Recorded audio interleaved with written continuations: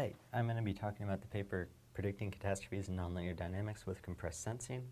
The goal of this paper is to take a series of snapshots of a dynamical system that we don't know, and then from those snapshots recover the dynamical system using compressed sensing.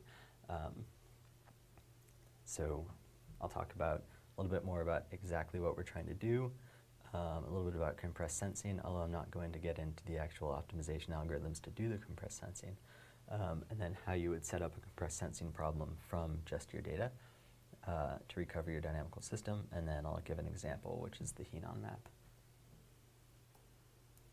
So this is kind of the input to the algorithm I'm going to talk about. So this is a series of snapshots of a dynamical system in n dimensions. So we have x1, x2, up to xn, and we have this measured at t1, t2, up to tm.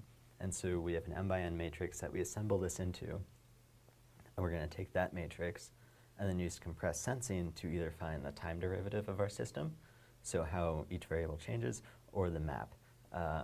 So xk plus 1 in terms of xk, where this k here is referring to which row of the matrix we're looking at. And this phi here, I'll talk a bit more about later, but that's going to be a kernel, because as is, compressed sensing is a linear equation. So we'll only have linear terms, but interesting dynamical systems are nonlinear. So we're going to want to add on nonlinear terms. So we're going to have this kernel. Compressed sensing is essentially this here. We have an underdetermined system, so that if you wrote it out on paper, you'd have a really wide matrix multiplying a really tall vector equals a not so tall vector. And we're going to say the solution of the compressed sensing problem is the solution to this equation that has minimal 1 norm. And what that does is it induces sparsity, which is nice because in dynamical systems we're looking for simple models. But it only applies to underdetermined systems. For us, what that's going to look like is the really small vector could be either x dot or xk plus 1, and then f is going to be a dynamical system, which we're going to approximate as an inner product of our state vector with nonlinearities added on, and then a is going to be weights for those parameters. So what this could look like is x dot equals 1 x squared more nonlinear terms of x, and that's going to be multiplying this vector c, which say if the true solution is x dot equals x squared. Oh, I guess that's too high. X dot equals x squared, then I can write that in this vector notation as x dot equals, well, there's no dependence on 1 or on x.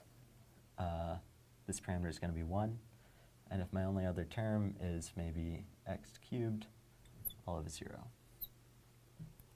So we're going to have this equation. There's going to be more rows here because we have more than one measurement of our time derivative, but they're all going to be multiplying a vector here on the right, which is going to tell us what the dynamical system is. And this vector here, the weights, that's what we're trying to find with the compressed sensing. So that's A. In the case of a discrete system, I would have, instead of x dot, it would just be xk plus 1, and this would be xk. Okay. Now phi is going to be what gives us the nonlinearities. So if I have measurements, say a two-dimensional system, x1 and x2, then I want to tack on a constant term. So I have this 1, and then I have x1 and x2, and then I can have nonlinear terms of x1 and x2. So x1 squared, cosine of x1 cubed minus x2, whatever you want. But it is really helpful to know something about the dynamical system or the map you're trying to find when you're constructing this phi, right? Because in this example, I'm only looking at polynomials, but if you're trying to fit data to, say, the standard map, of course you don't know what that map is, but if you have some inkling or an idea that maybe it has a trig function, then polynomials aren't going to do you much good. So you could have trig function. anyways,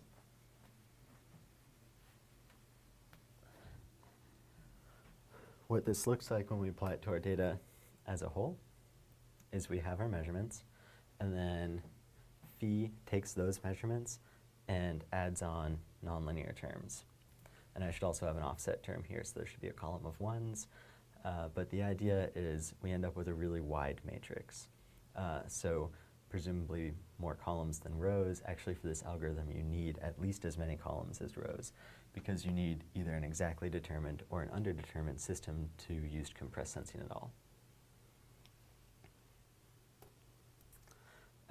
So in summary, we'll collect data, x, and we'll assemble that into a matrix. And if it's continuous data, then we're going to have to take a time derivative. After that, we're going to take our matrix and we're going to add on a bunch of columns. And these are going to be nonlinear functions of the original columns so that we can fit a nonlinear dynamical system rather than just linear. And then we're going to solve a compressed sensing problem.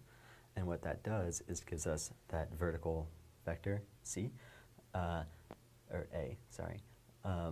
And since it's compressed sensing, it'll likely be sparse. And so we'll have a simple representation of our dynamical system as that inner product. So some potential issues we could run into are the fact that for compressed sensing, we do need more columns than rows.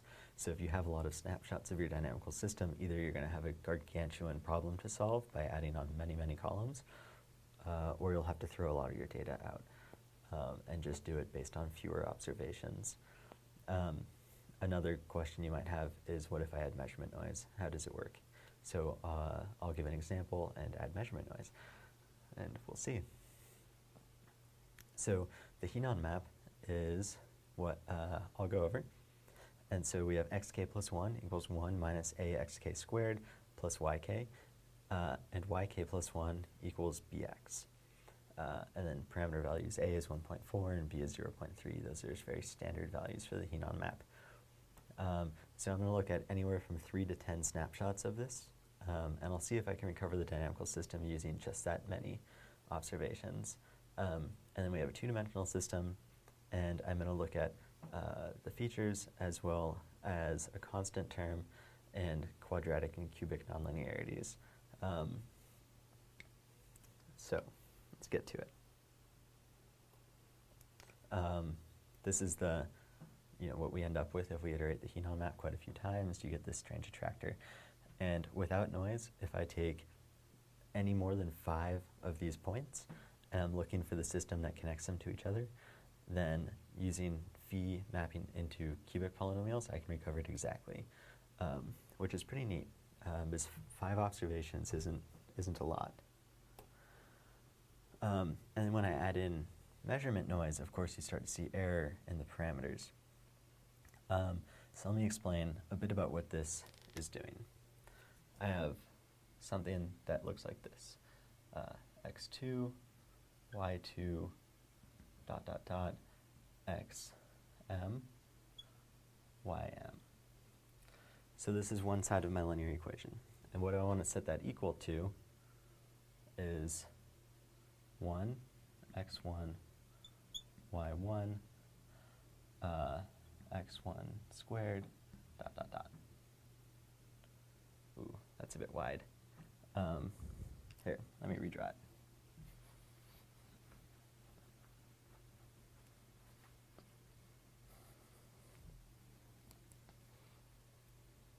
Equals 1, x1, y1, x1, y1, dot, dot, dot. Right? And then I have 1, x2, y2, up to 1, xm minus 1, ym minus 1. And I'll add in nonlinear features there. So you can see I have this matrix, which is my data, an offset term, and nonlinear features. And then I'm going to multiply that. I actually need 2 column vectors over here. So it's going to be C11, C12, up to C P1 and CP2, where P is the width of this matrix, and sorry, that might be hard to see. And so the first column here, that's going to be the part of the map corresponding to the x equation. And so what I want to see here is the value corresponding to the offset term should be 1, because the offset on the Henon map is 1. I want the linear term for x to be 0, the linear term for y to be positive 1, and the quadratic term x squared to be negative 1.4. Everything else I want to be 0. So if p is 10 here, I want 3 of the entries in this column to be to be non-zero, and everything else to be 0. And that sparsity is going to be induced by the compressive sensing. And on the column on the right, since the y map is only dependent on x, I want the x linear term. So here would be the second row. That should be b, which I think is 0.3, and everything else should be 0. Now, this error plot here is looking at the error just on the 4 parameters I expect to be non-zero.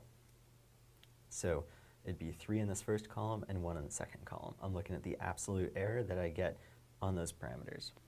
So I'll erase this.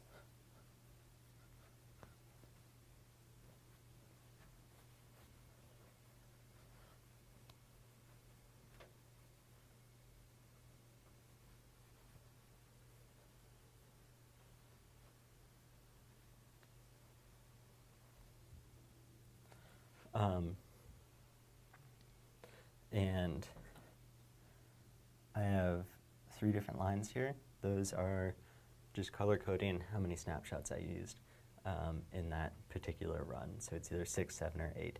And you can see that for low values of noise, on the order of 10 to the negative 4th, you have very low error, and then it starts to increase as you have more noise. It's also interesting to note that it actually does worse when I add more snapshots. I'm not entirely sure why that is, but it is interesting. And on the bottom here, I'm plotting the parameter error just on those 4 parameters again. First, the number of terms I use, and this is for different levels of noise. There's actually 4 of them here, but most of the lines are right on top of each other. So for 3, 4, and 5 terms, it doesn't do well at all. It's just not enough terms to fit the dynamical system, so you have a lot of error. As soon as you hit 6, 7, 8 terms you're using, it does very well for any of the noises, any of these 4 levels of noise. More than 8 terms, you start to see a bit of error. Again, this is that funny phenomena.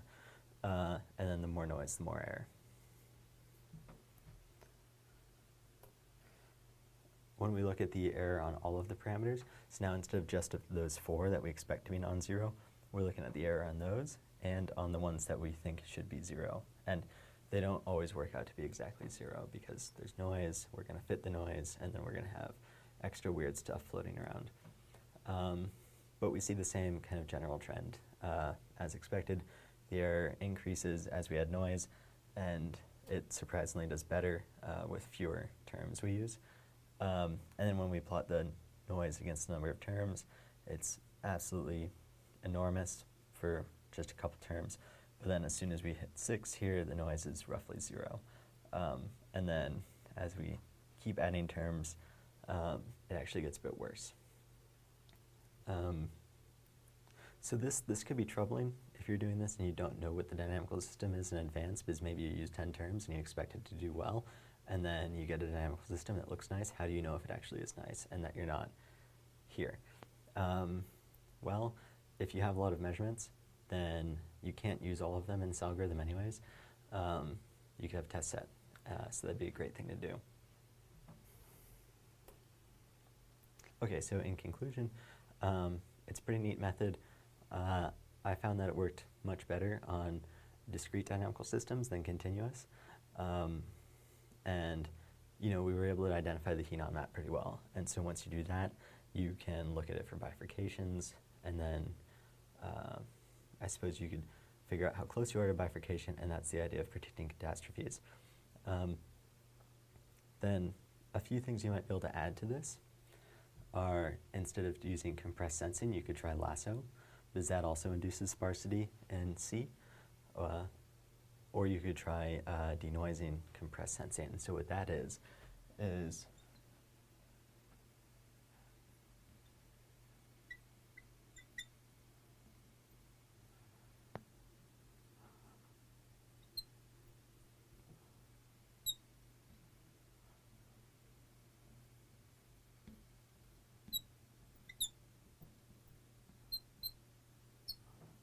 instead of saying, oh man, you can't see it.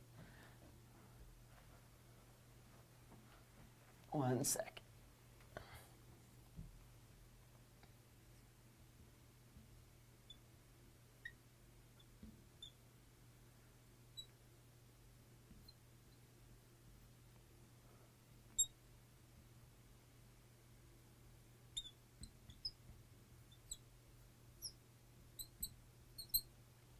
Okay, so in the past, we set AC equals B. Now we're going to say AC just has to be close to B. It has to be within some epsilon radius. And then we're going to minimize the one norm. And what this does is it allows for a little slop in this equation so that this can be a bit lower. And so if you have noise, it can possibly do better. And then lasso, of course, is a standard regression technique for getting a sparse solution. So those both work great. And again, this is the paper that talks about this in physical review letters.